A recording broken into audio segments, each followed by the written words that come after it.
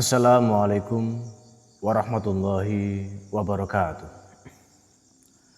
Salam sejahtera untuk kita semuanya. Om Swastiastu, Namo Buddhaya, salam kebajikan. Rahayu Sagung Dumadi.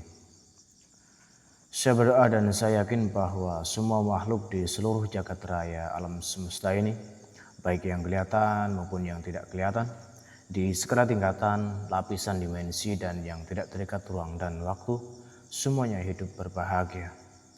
Tidak lupa juga saya berdoa untuk semua para cucu sang waktu atau para cucu ruhani Syekh Maulana Maghribi atau Eyang Adimin. Saya berdoa kepada Allah untuk kalian semua dimanapun kalian berada agar senantiasa ditetapkan kesehatan lahir batinnya, senantiasa ditetapkan kelancaran rezekinya, senantiasa ditetapkan kelancaran urusan-urusannya, senantiasa ditetapkan kekayaan uang-uangnya, senantiasa ditetapkan keberkahan dan kemanfaatan umurnya, serta kemakmuran dan kejayaan senantiasa menyertai kalian semua sekeluarga. Amin. Alhamdulillah, pada hari ini kita masih diberi kesempatan ya, diberi nikmat, rahmat dan karunia untuk bisa kembali menyelami samudra ilmu dari sang waktu melalui kitab risalah sang waktu ya. Masih melanjutkan pembahasan sebelumnya itu tentang bab syukur. Namun demikian untuk hari ini itu subbab tentang kesimpulan ilmu syukur. Namun sebelum itu marilah kita bersama-sama terlebih dahulu berdoa dengan membaca basmalah. Bismillahirrahmanirrahim.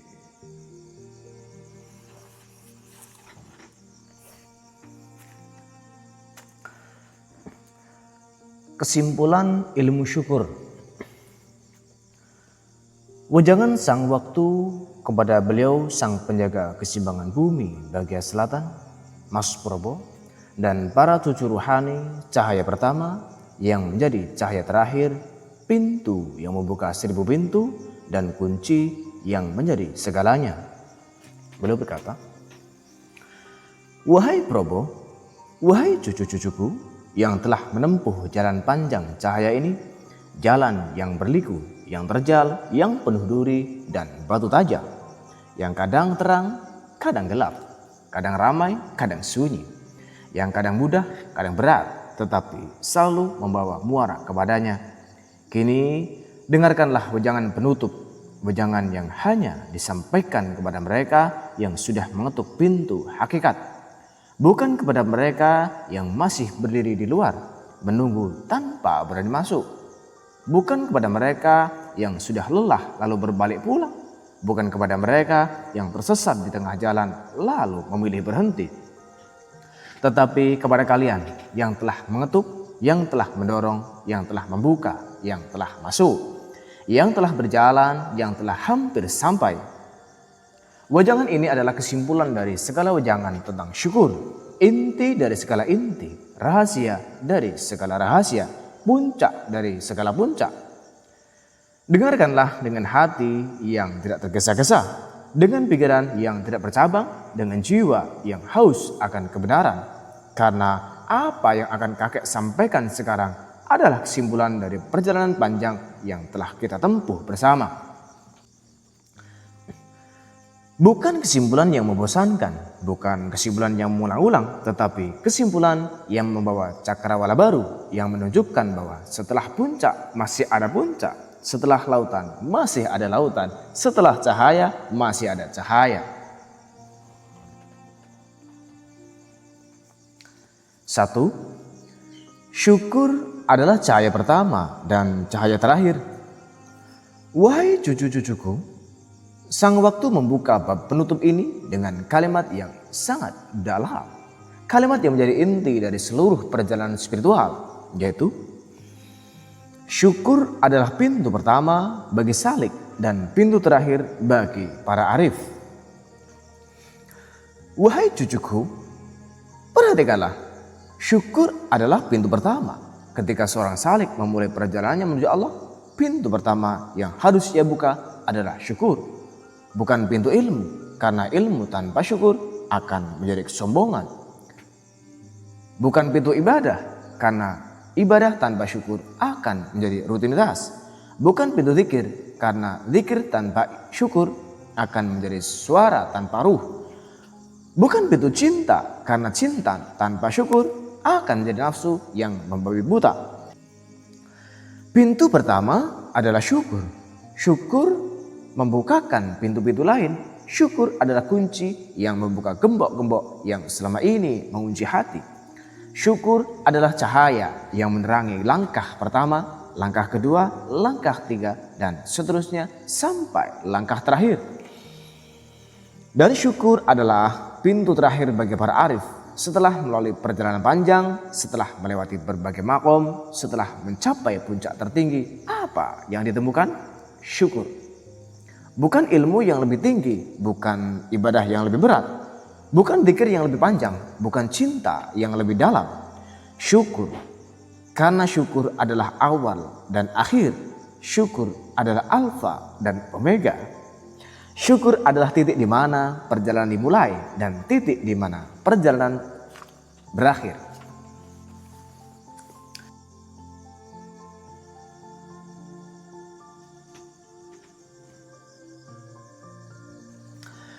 Engkau memulai perjalanan dengan syukur, wahai cucuku. Ketika pertama kali kau sadar bahwa Allah telah memberimu nikmat yang tak terhitung, kau bersyukur. Syukur itu menjadi pendorong untuk berjalan. Syukur itu menjadi bahan bakar untuk terus melangkah. Syukur itu menjadi kompas yang menunjukkan arah. Tanpa syukur kau tidak akan pernah memulai. Tanpa syukur kau akan tetap diam di tempat. Tidak bergerak, tidak maju, tidak sampai. Dan engkau mengakhiri perjalanan dengan syukur, wahai cucuku, ketika kau telah sampai, ketika kau telah fana, ketika kau telah bako, ketika kau telah tenggelam dalam lautan makrifat, apa yang kau lakukan? Bersyukur. Bukan meminta sesuatu karena kau tidak butuh apapun. Bukan mengeluh tentang sesuatu karena tidak ada yang perlu dikeluhkan. Bukan berharap sesuatu karena semua harapan telah terwujud. Hanya syukur. Syukur yang tulus, syukur yang murni, syukur yang abadi. Syukur atas perjalanan, syukur atas ujian, syukur atas nikmat, syukur atas kesempatan untuk bersyukur, syukur atas segalanya. Syukur itu awal dan akhir, wahai cucuku. Ia seperti lingkaran cahaya yang mengelilingi seluruh hidup manusia. Tidak ada bagian dari hidupmu yang tidak disentuh oleh syukur. Tidak ada detik dari waktumu yang tidak seharusnya diisi dengan syukur. Tidak ada napas yang kau hirup yang tidak layak disertai dengan syukur. Syukur adalah cahaya yang menerangi masa lalumu, masa sekarangmu, dan masa depanmu. Syukur adalah cahaya yang menerangi hatimu di dunia, di alam barzakh, dan di akhirat. Tanpa syukur, wahai cucuku, seluruh perjalanan ruhani terputus. Seperti listrik yang putus, semua lampu padam. Seperti air yang berhenti mengalir, semua tanaman layu. Seperti jantung yang berhenti berdetak, seluruh tubuh mati. Demikian pula perjalanan ruhani tanpa syukur, ia terputus, tidak sampai, tidak berhasil, tidak bermakna. Maka jangan kau biarkan syukur putus dari hatimu. Jadikan ia cahaya pertama dan cahaya terakhir. Jadikan ia awal dan akhir. Jadikan ia segalanya. Lalu sang waktu berkata, syukur adalah pintu. Barang siapa tidak masuk melalui pintu ini, ia tidak akan pernah masuk ke dalam rumah. Barang siapa keluar melalui pintu ini, ia tidak akan pernah tersesat. Maka jadikanlah syukur sebagai pintu masukmu dan pintu keluarmu. Jadikanlah syukur sebagai awal perjalananmu dan akhir perjalananmu. Jadikanlah syukur sebagai kunci dan gembok, sebagai cahaya dan tujuan, sebagai jalan dan muara. Yang kedua, semua tingkatan syukur berakhir pada satu kalimat, tidak ada nikmat kecuali Allah. Wahai cucu-cucuku, Setelah memahami bahwa syukur adalah pintu pertama dan pintu terakhir, kini kita sampai pada inti dari seluruh tingkatan syukur. Seluruh bab yang telah kau baca, dari bab pertama tentang definisi syukur, bab kedua tentang pilar 13 syukur, bab ketiga tentang bentuk-bentuk awal syukur, bab keempat tentang syukur khusus dan syukur penuh kesadaran, bab kelima tentang syukur sebagai pengikat nikmat, bab keenam tentang hubungan syukur dengan qanaah, roja, dan muraqabah, bab ketujuh tentang hakikat syukur para arifin, bab ke-8 tentang syukur atas qabd dan basbo, bab ke-9 tentang syukur abadi. Semua penjabarannya, semua hikmahnya, semua kedalamannya pada akhirnya kembali ke satu makom, satu kesadaran, satu kalimat, yaitu di balik setiap nikmat ada Allah. Wahai cucuku, inilah inti dari segala inti, inilah pokok dari segala pokok, inilah kesimpulan dari segala kesimpulan. Di balik setiap nikmat, sekecil apapun, sebesar apapun, sesederhana apapun, semewah apapun, ada Allah. Bukan kebetulan, bukan usaha, bukan kecerdasan, bukan keberuntungan, bukan nasib. Allah, hanya Allah, selalu Allah. Jika engkau melihat nikmat, nikmat yang tampak, yang nyata, yang bisa kau hitung, syukurmu masih kecil. Ini adalah syukur orang awam. Ia melihat nikmat, ia bersyukur. Itu baik, itu awal yang baik. Tetapi ia masih terhenti di nikmat, pandangannya belum nembus, ia belum terlihat lebih dalam. Jika engkau melihat hikmahnya, hikmah di balik nikmat, hikmah di balik ujian, hikmah di balik takdir, syukurmu menengah. Ini adalah syukur para salik. Ia tidak hanya melihat nikmat, tetapi juga mengapa nikmat itu diberikan. Ia tidak hanya melihat ujian, tetapi juga apa yang ingin diajarkan oleh ujian itu. Ia tidak hanya melihat takdir, tetapi juga kebijaksanaan di balik takdir. Syukurnya lebih dalam, lebih kaya, lebih bermakna. Jika engkau melihat Allah, Allah di balik nikmat, Allah di balik hikmah, Allah di balik segala sesuatu, syukurmu hakikat. Ini adalah syukur para arifin. Ia tidak lagi melihat nikmat, tidak lagi melihat hikmah. Ia melihat Allah langsung, tanpa perantara, tanpa hijab. Nikmat tidak penting baginya karena yang penting adalah pemberi nikmat. Hikmah tidak penting baginya karena yang penting adalah yang maha bijaksana. Takdir tidak penting baginya karena yang penting adalah yang menentukan takdir. Inilah puncak perjalanan, wahai cucuku, melihat Allah sebelum melihat nikmat. Sebelum nikmat datang, ia sudah melihat Allah. Sebelum ujian menimpa, ia sudah melihat Allah. Sebelum takdir ditetapkan, ia sudah melihat Allah. Pandangannya tidak terhalang oleh apapun. Ia tidak perlu menembus nikmat untuk melihat Allah, karena ia sudah melihat Allah sejak awal. Nikmat datang kemudian sebagai konfirmasi, sebagai penguat, sebagai rahmat tambahan. Lalu sang waktu berkata, yaitu orang awam melihat nikmat lalu melihat Allah. Orang salik melihat hikmah lalu melihat Allah. Orang arif melihat Allah lalu melihat nikmat sebagai bayangan. Yang pertama butuh perantara, yang kedua butuh renungan, yang ketiga tidak butuh apapun. Ia melihat langsung, ia melihat hakikat, ia melihat yang esa di balik segala yang banyak. Inilah puncak syukur, inilah puncak makrifat, inilah puncak perjalanan. Yang ketiga, syukur bukan jumlah nikmat, tetapi kondisi hati. Wahai cucu-cucuku, inilah kebenaran yang sering dilupakan oleh manusia. Mereka mengira bahwa syukur tergantung pada jumlah nikmat. Semakin banyak nikmat, semakin besar syukur.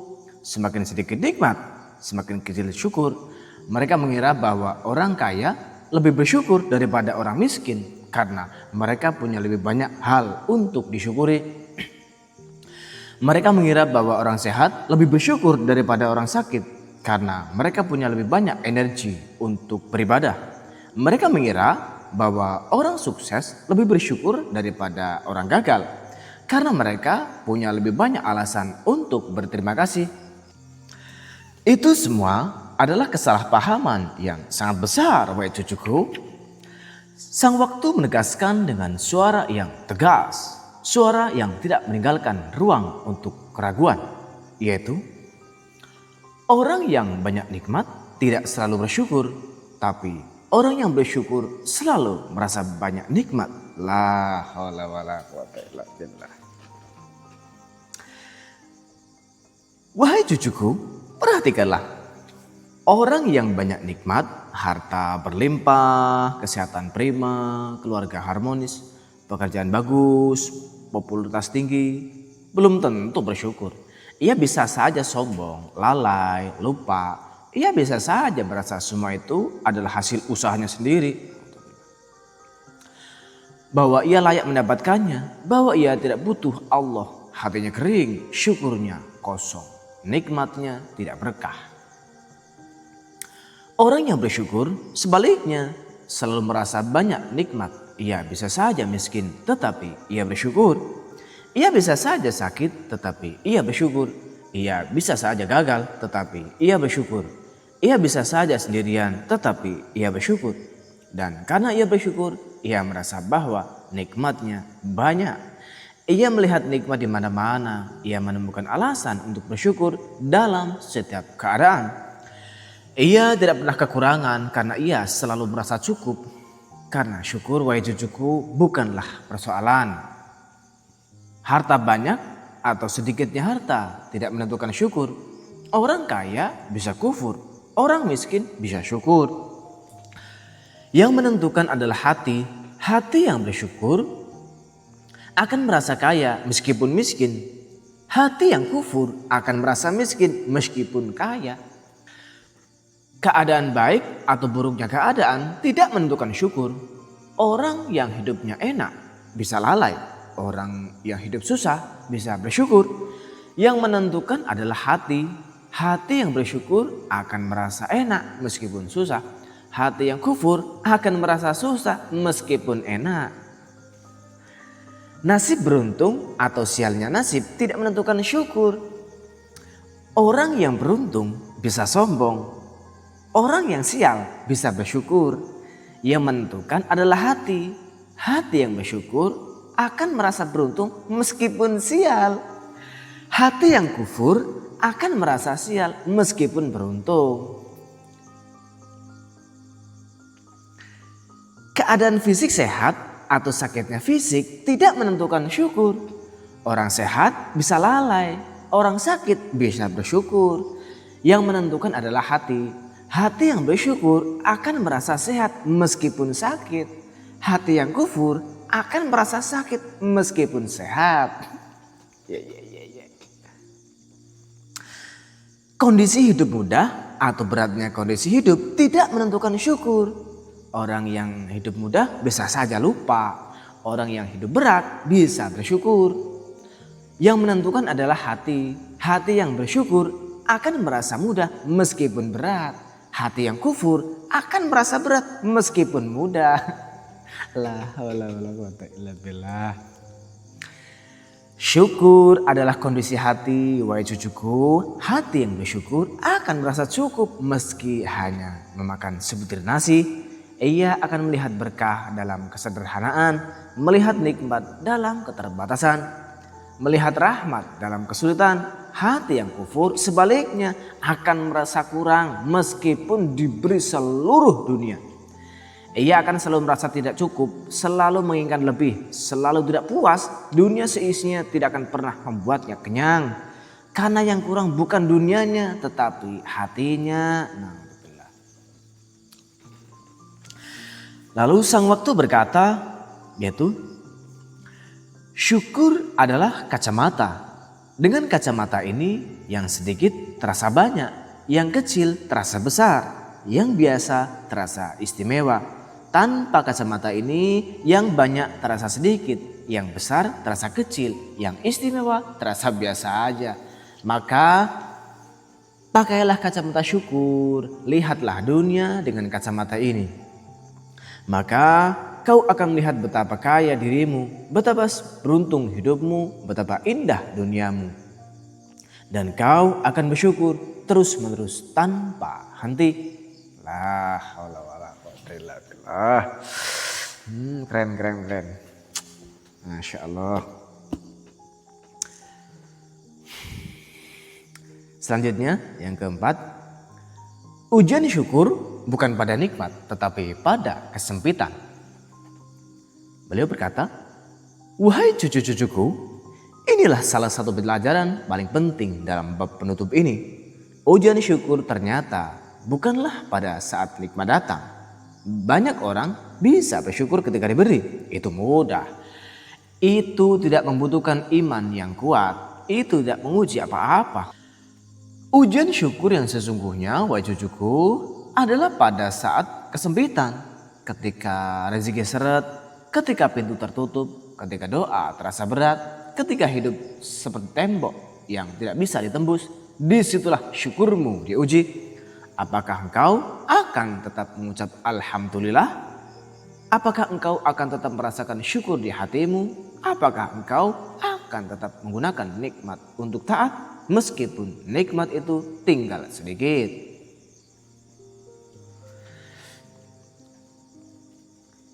Sang waktu berkata dengan suara yang penuh makna, yaitu Allah menguji syukurmu bukan ketika engkau diberi, tetapi ketika engkau ditahan. Wahai cucuku, perhatikanlah, Allah tidak menguji syukurmu ketika engkau diberi harta berlimpah, karena itu engkau mudah bersyukur. Allah tidak menguji syukurmu ketika engkau diberi kesehatan prima, karena saat itu engkau mudah bersyukur. Allah tidak menguji syukurmu ketika engkau diberi kebahagiaan, karena saat itu engkau mudah bersyukur. Allah menguji syukurmu ketika engkau ditahan, ketika rezeki ditahan, ketika kesehatan ditahan, ketika kebahagiaan ditahan, ketika pintu-pintu keselamatan ditahan. Saat rezeki sempit, ketika kau harus berhemat, ketika kau tidak bisa membeli apa yang kau inginkan, ketika kau melihat orang lain berlimpah harta, disitulah syukurmu diuji. Apakah kau akan mengeluh? Apakah kau akan iri? Apakah kau akan marah kepada Allah? Atau apakah kau akan tetap bersyukur? Tetap menerima? Tetap ridho? Saat hatimu gelap, ketika tidak ada semangat, tidak ada motivasi, tidak ada kebahagiaan, ketika semua terasa suram, berat, disitulah syukurmu diuji. Apakah kau akan putus asa? Apakah kau akan berhenti beribadah? Apakah kau akan meninggalkan zikir? Atau apakah kau akan tetap bersyukur, tetap beribadah, tetap berzikir meskipun hati terasa berat? Saat doa terasa berat, ketika lidah terasa kaku, ketika pikiran melayang, ketika hati tidak khusyuk, ketika kau tidak merasakan getaran dalam doamu, disitulah syukurmu diuji. Apakah kau akan meninggalkan doa? Apakah kau akan malas beribadah? Apakah kau akan merasa bahwa Allah tidak mendengarmu? Atau apakah kau akan tetap berdoa, tetap berusaha, tetap berharap meskipun doa terasa berat? Saat hidup seperti tembok, ketika tidak ada jalan keluar, ketika semua pintu tertutup, ketika usaha tidak membuahkan hasil, ketika harapan pupus, disitulah syukurmu diuji. Apakah kau akan menyerah? Apakah kau akan protes? Apakah kau akan menyalahkan takdir? Atau apakah kau akan tetap bersyukur, tetap berusaha, tetap berharap, tetap yakin bahwa Allah akan membukakan jalan pada waktu yang tepat? Orang yang hanya bersyukur saat lapang, wahai cucuku, belum mencapai makom syukur sejati. Syukurnya masih tergantung pada kondisi, syukurnya masih perlu dipicu oleh nikmat, syukurnya masih mudah hilang ketika hujan datang. Ia seperti tanaman yang hanya tumbuh di musim hujan. Ketika kemarau tiba, ia layu dan mati. Syukur tertinggi, wahai cucuku, adalah syukur saat qabul, ketika seluruh dunia menolakmu, ketika semua pintu tertutup di hadapanmu, ketika tidak ada yang bisa kau harapkan selain Allah, ketika kau sendirian dalam kegelapan, disitulah syukurmu menunjukkan kemurniannya, disitulah imanmu menunjukkan kekuatannya, disitulah cintamu menunjukkan ketulusannya. Karena ketika kau bersyukur dalam keadaan seperti itu, kau bersyukur bukan karena nikmat, bukan karena kemudahan, bukan karena kebahagiaan. Kau bersyukur karena Allah. Hanya Allah, selalu Allah. Kemudian sang waktu berkata, syukur saat lapang adalah syukur para raja. Syukur saat sempit adalah syukur para kekasih. Raja bersyukur karena ia diberi, kekasih bersyukur karena ia diberi kesempatan untuk bersyukur. Raja bersyukur ketika singgasananya kokoh, kekasih bersyukur ketika singgasananya runtuh. Karena ia tahu bahwa hanya Allah yang tetap berdiri, maka jadilah kekasih. Jangan jadikan syukurmu tergantung pada kondisi, jadikan ia tergantung pada Allah. Maka ia akan abadi, tidak akan pernah hilang, tidak akan pernah pudar. Nah, selanjutnya 5. Syukur adalah ibadah hati yang tidak bisa dimanipulasi. Wahai cucu-cucuku, inilah peringatan yang sangat penting di akhir perjalanan ini. Syukur adalah ibadah hati. Ia tidak bisa dilihat oleh mata manusia, tidak bisa diukur oleh alat apapun. Ia tidak bisa dipalsukan dengan kepandaian berbicara. Ia hanya bisa diketahui oleh Allah dan oleh hati itu sendiri.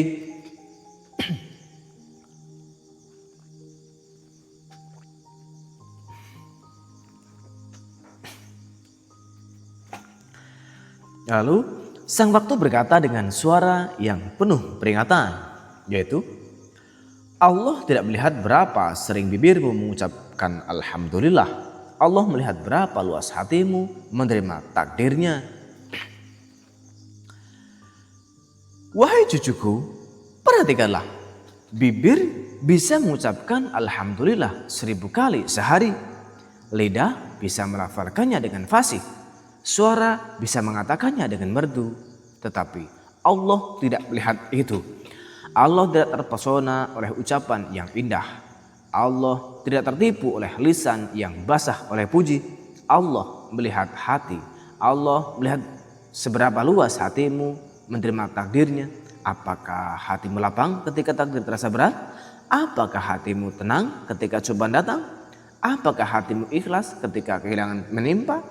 Itulah yang dilihat Allah, itulah yang dinilai Allah, itulah yang menjadi ukuran syukurmu yang sesungguhnya. Karena wahai cucuku, orang boleh memuji Allah dengan lisan, tetapi hatinya meragukannya. Ia mengucapkan Alhamdulillah dengan mulutnya, tetapi dalam hatinya ia bertanya, apakah Allah benar-benar mengatur segalanya dengan baik?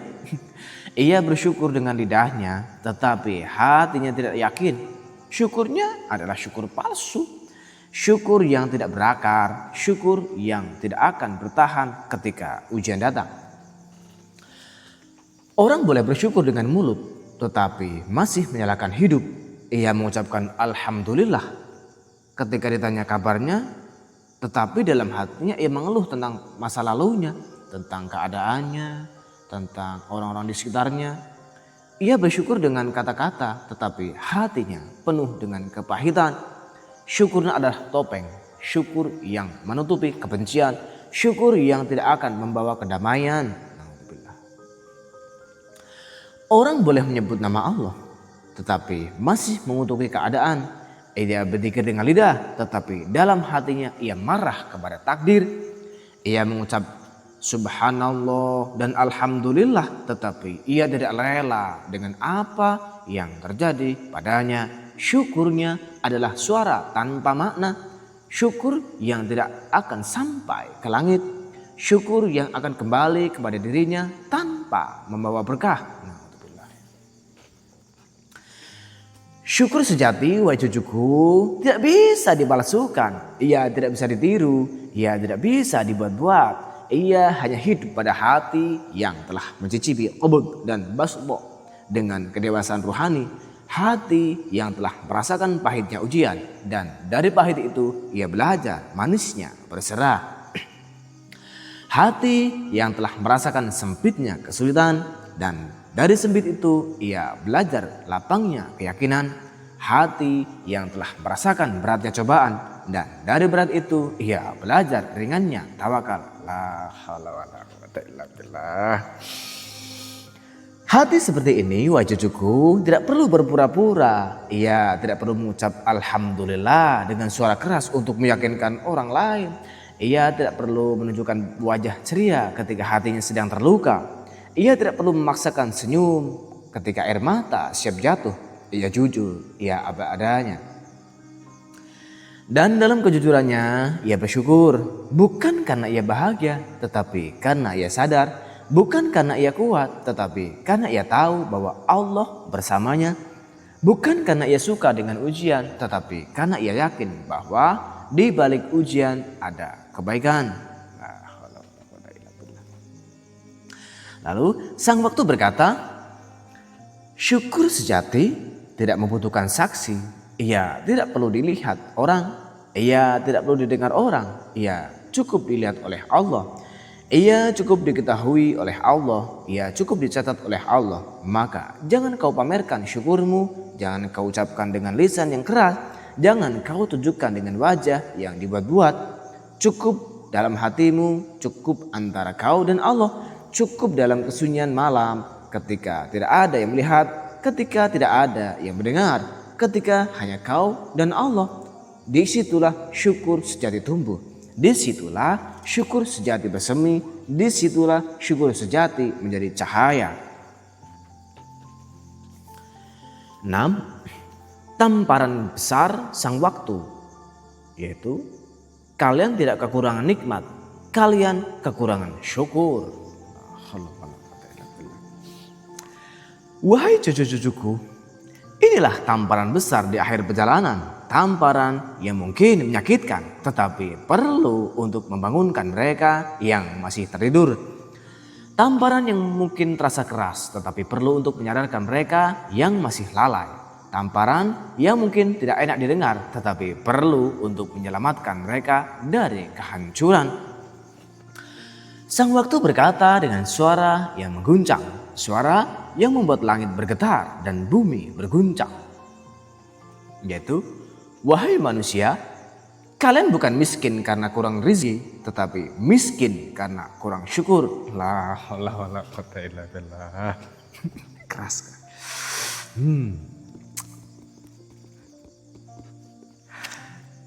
Wahai cucuku, renungkanlah. Kemiskinan sejati bukanlah ketika dompetmu kosong. Kemiskinan sejati adalah ketika hatimu kosong dari syukur. Orang yang kaya raya tetapi tidak bersyukur adalah orang yang paling miskin. Ia memiliki segalanya tetapi merasa tidak memiliki apapun.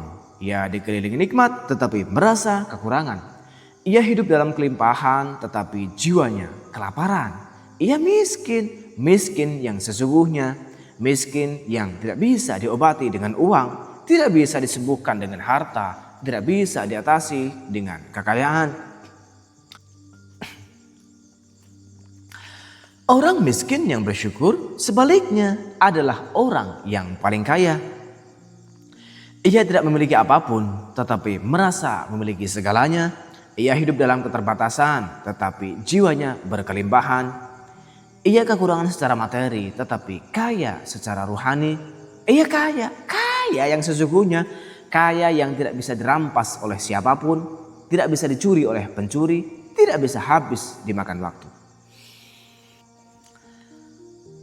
Kalian bukan sengsara karena takdir berat, tetapi sengsara karena hati sempit. Wahai cucuku, kesengsaraan sejati bukanlah ketika takdir terasa berat. Kesengsaraan sejati adalah ketika hatimu sempit. Hati yang sempit tidak bisa menampung nikmat. Hati yang sempit tidak bisa merasakan rahmat. Hati yang sempit tidak bisa melihat kebaikan di balik ujian. Orang yang takdirnya berat tetapi hatinya lapang tidak akan pernah merasa sengsara. Ia akan tetap tersenyum, tetap bersyukur, tetap bahagia karena kebahagiaannya tidak tergantung pada takdir, tetapi pada hatinya. Kalian bukan gagal karena takdir buruk, tetapi gagal karena lupa menghargai nikmat kecil. Wahai cucuku, kegagalan sejati bukanlah ketika takdir tidak berpihak kepadamu. Kegagalan sejati adalah ketika kau lupa menghargai nikmat kecil. Nikmat kecil, napas yang kau hirup, detak jantung yang masih berdetak, mata yang masih bisa melihat, telinga yang masih bisa mendengar, kaki yang masih bisa berjalan, tangan yang masih bisa memegang, lidah yang masih bisa bicara. Nikmat-nikmat kecil ini adalah yang paling besar, paling berharga, paling menentukan. Jika kau lupa menghargainya, kau telah gagal. Gagal dalam ujian yang paling dasar, gagal dalam syukur yang paling sederhana, gagal dalam menjadi hamba yang bersyukur. Dan beliau menambahkan dengan suara yang sangat dalam, yaitu hati yang tidak bersyukur adalah kuburan bagi nikmat. Wahai cucuku, bayangkanlah, kuburan adalah tempat mayat dikubur, tempat kehidupan berakhir, tempat cahaya padam, tempat harapan sirna. Demikian pula hati yang tidak bersyukur, ia adalah kuburan bagi nikmat. Nikmat-nikmat yang datang satu persatu masuk ke dalam hati itu lalu mati. Tidak ada kehidupan, tidak ada pertumbuhan, tidak ada keberkahan. Nikmat itu tidak berkembang, nikmat itu tidak membekas, nikmat itu tidak memberi manfaat. Ia hanya singgah sebentar lalu pergi, meninggalkan hati yang sama seperti sebelumnya, kosong, kering, mati. Barang siapa tidak bersyukur, wahai cucuku, nikmatnya akan mati satu persatu. Kesehatan yang tidak disyukuri akan berubah menjadi penyakit. Harta yang tidak disyukuri akan habis tanpa berkah. Keluarga yang tidak disyukuri akan berantakan. Pekerjaan yang tidak disyukuri akan kehilangan barokah. Waktu yang tidak disyukuri akan terbuang sia-sia. Ilmu yang tidak disyukuri akan menjadi beban. Semua nikmat yang Allah berikan akan mati karena ia dikubur dalam hati yang tidak bersyukur. Maka wahai cucuku, jangan kau kubur nikmat-nikmat Allah dalam hatimu. Hidupkan ia dengan syukur, siram ia dengan puji, rawat ia dengan taat, maka ia akan tumbuh, berkembang, berbuah, dan kau akan menuai hasilnya di dunia dan di akhirat. Lalu sang waktu berkata, hati yang bersyukur adalah taman, nikmat adalah benih, syukur adalah air. Jika kau siram benih dengan air syukur, ia akan tumbuh menjadi pohon yang rindang, berbuah lebat, memberi teduh bagi yang berteduh, memberi makan bagi yang lapar, memberi keindahan bagi yang memandang. Jika kau biarkan benih itu tanpa air, ia akan mati, membusuk menjadi tanah yang tidak berguna. Maka jangan kau biarkan nikmat mati di hatimu, siramlah dengan syukur setiap hari, setiap saat, setiap detik. Maka taman hatimu akan indah, subur, dan penuh berkah.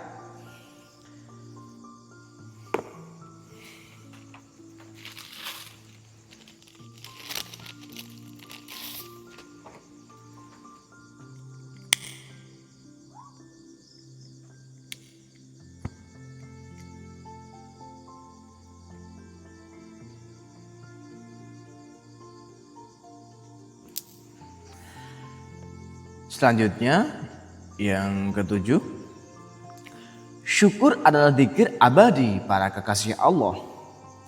Wahai cucu-cucuku, kita hampir sampai di penghujung bab penutup ini.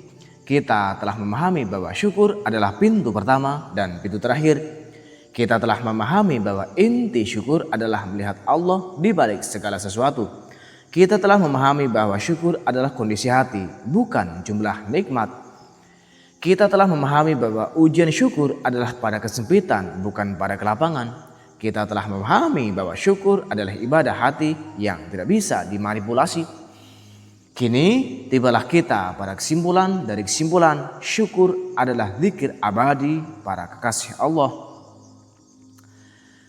Sang waktu berkata dengan suara yang penuh keyakinan, yaitu, jika engkau ingin menjadi kekasih Allah, jadikan syukur sebagai zikir yang tidak pernah padam. Wahai cucuku, perhatikanlah. Istighfar membersihkan, ia menghapus dosa-dosa, menghilangkan noda-noda, membersihkan hati dari kotoran maksiat.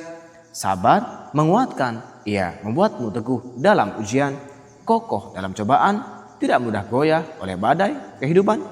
Doa mengangkat, ia mengangkat derajatmu, mengangkat kesulitanmu, mengangkat doamu ke langit, membawanya ke hadirat Allah. Tetapi syukur, wahai cucuku, mengikat Allah kepada hambanya. La haula wala quwwata illa billah.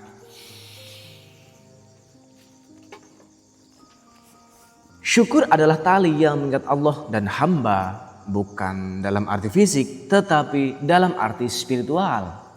Allah mencintai hamba yang bersyukur, Allah mendekat kepada hamba yang bersyukur, Allah melimpahkan rahmatnya kepada hamba yang bersyukur. Allah membanggakan hamba yang bersyukur di hadapan para malaikat. Syukur adalah magnet yang menarik kasih sayang Allah. Semakin kau bersyukur, semakin dekat Allah kepadamu. Semakin kau bersyukur, semakin besar cinta Allah kepadamu. Semakin kau bersyukur, semakin banyak rahmat yang turun kepadamu. Allah menyebut para hamba pilihan dengan satu sifat. Sedikit sekali dari hambaku yang bersyukur. Quran Surah Saba ayat 13. Wahai cucuku, perhatikanlah ayat ini. Allah tidak mengatakan sedikit sekali dari hambaku yang kaya, atau sedikit sekali dari hambaku yang pintar, atau sedikit sekali dari hambaku yang kuat. Allah mengatakan sedikit sekali dari hambaku yang bersyukur. Syukur adalah sifat yang langka. Ia tidak dimiliki oleh banyak orang. Ia hanya dimiliki oleh sedikit hamba, hamba pilihan, hamba istimewa, hamba yang dicintai Allah. Yang sedikit itu, wahai cucuku, bukanlah orang-orang kaya. Kekayaan tidak menjamin syukur. Banyak orang kaya yang kufur. Yang sedikit itu bukanlah orang-orang cerdas. Kecerdasan tidak menjamin syukur. Banyak orang pintar yang sombong. Yang sedikit itu bukanlah orang-orang kuat. Kekuatan tidak menjamin syukur. Banyak orang kuat yang zalim.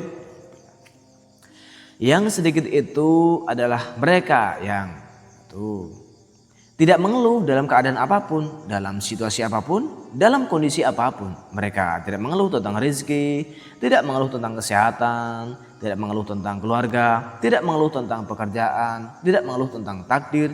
Mereka menerima, mereka bersyukur, mereka ridho. Lalu tidak protes ketika doa tidak dikabulkan, ketika keinginan tidak terwujud, ketika harapan pupus. Mereka tidak protes kepada Allah, tidak protes kepada takdir, tidak protes kepada kehidupan.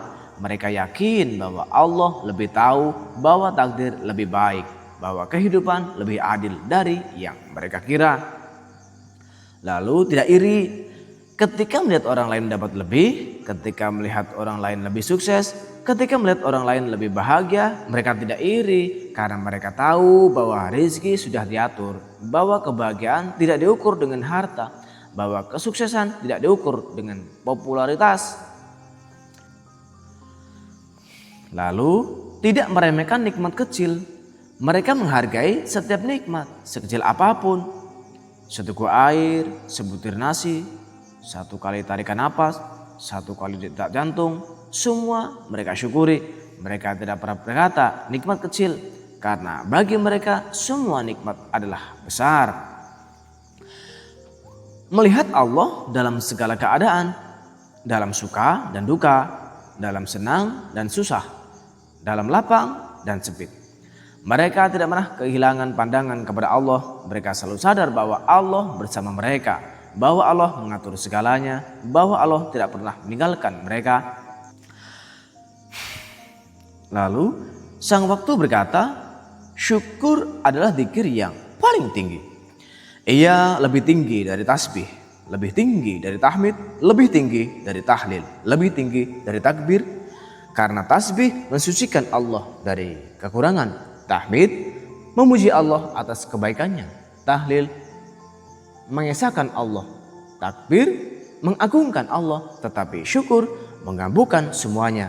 Syukur adalah tasbih, tahmid, tahlil, takbir, dan ditambah dengan pengakuan bahwa semua nikmat berasal dari Allah dan bahwa diri tidak memiliki apapun. Maka jadikanlah syukur sebagai zikirmu, jadikan ia sebagai napasmu, sebagai denyut nadimu, sebagai detak jantungmu. Maka kau akan menjadi kekasih Allah, dan kekasih Allah tidak akan pernah tersesat, tidak akan pernah sengsara, tidak akan pernah merugi. La haula wala quwata illa billah. La haula wala quwata illa billah. Lanjutnya yang ke-8. Penutup besar sang waktu untuk Probo, pewaris cahaya Nusantara.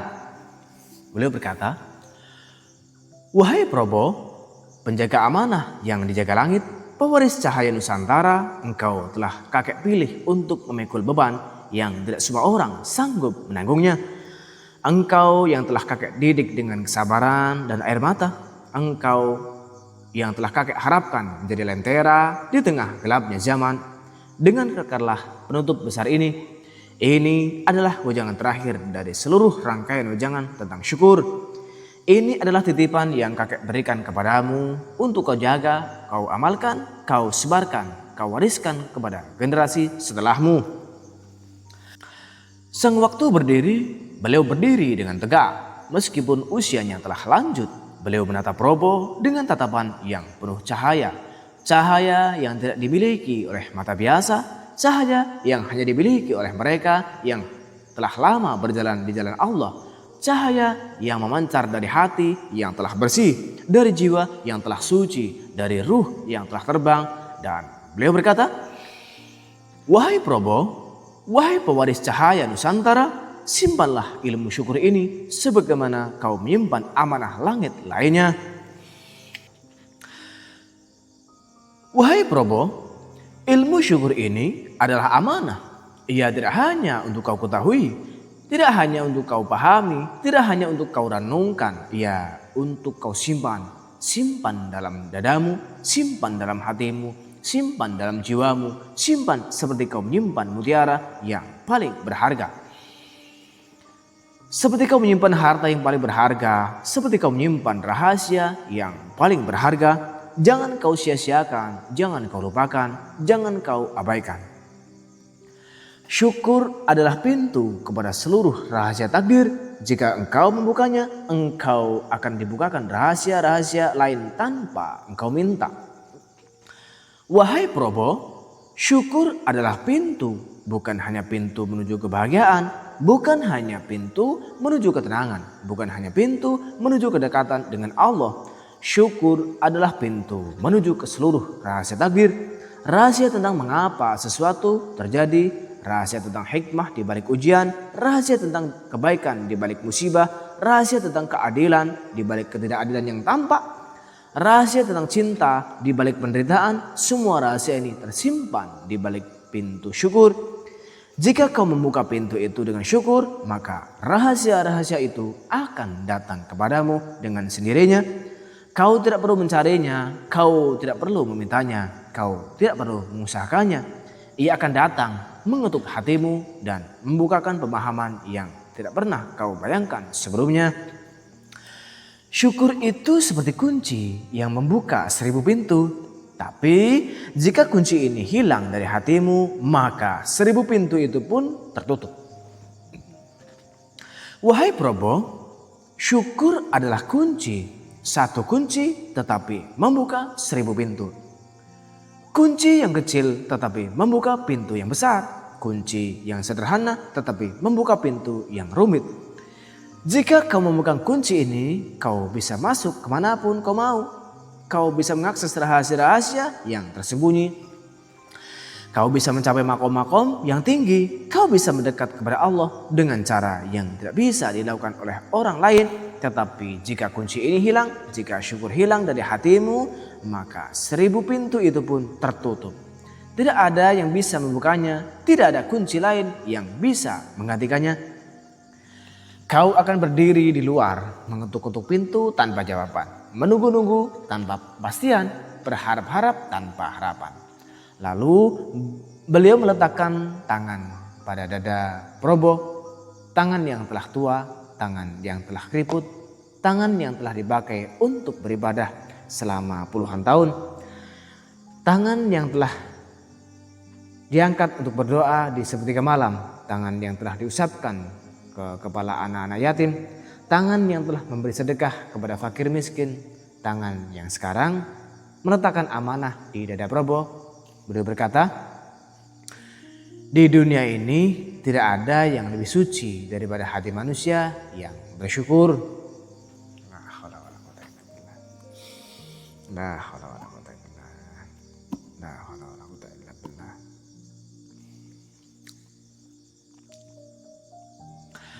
Wahai Probo, tidak ada yang lebih suci, bukan air Zam-Zam yang suci, bukan tanah suci Mekah yang suci, bukan Masjid Nabawi yang suci.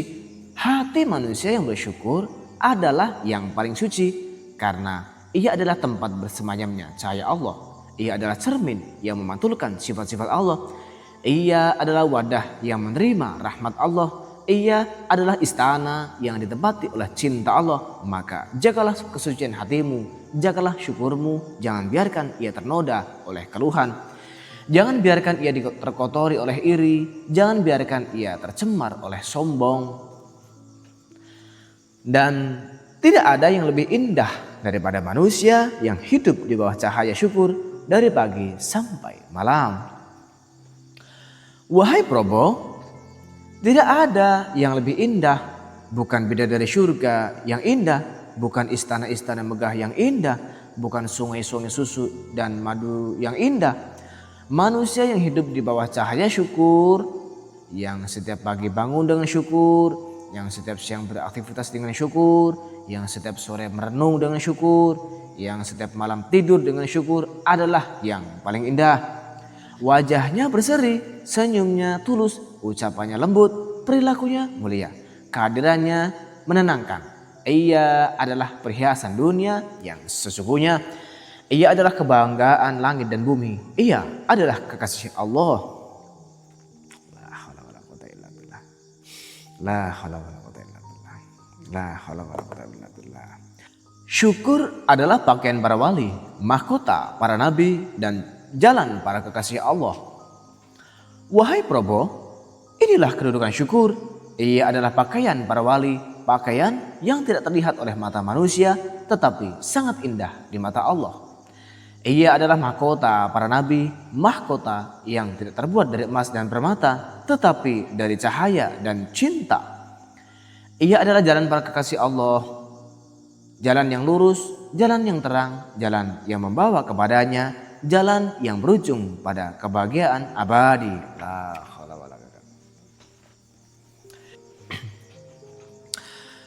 Maka, wahai Probo, wahai cucu-cucuku yang kakek cintai karena Allah, jadikanlah syukur sebagai pakaianmu, sebagai mahkotamu, sebagai jalanmu.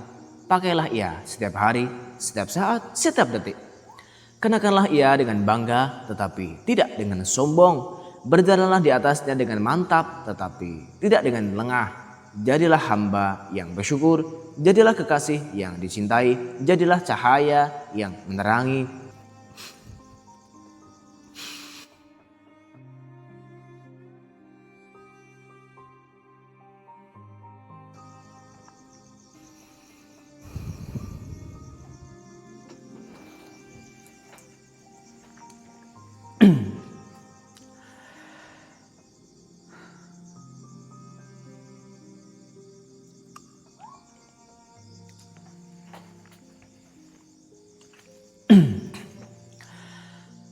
Dan kakek berdoa untuk kalian dengan segenap hati, dengan seluruh jiwa, dengan semua cinta yang kakek miliki, yaitu, ya Allah, jadikanlah mereka hamba-hambamu yang bersyukur. Jadikanlah syukur sebagai cahaya dalam hati mereka, sebagai zikir dalam lisan mereka, sebagai amal dalam perbuatan mereka. Jadikanlah mereka termasuk hambamu yang sedikit yang engkau sebut sebagai sedikit sekali dari hambaku yang bersyukur. Dan pertemukanlah kakek dengan mereka di surgamu yang tertinggi. di hadratmu yang paling mulia, di tempat yang tidak ada lagi air mata, tidak ada lagi kesedihan, tidak ada lagi perpisahan, hanya cinta, hanya syukur, hanya Engkau. Amin ya rabbal alamin. La haula wala quwata illa billah. La haula wala quwata illa billah. La haula wala quwata illa billah. Alhamdulillah, pada hari ini kita telah selesai belajar bersama ya tentang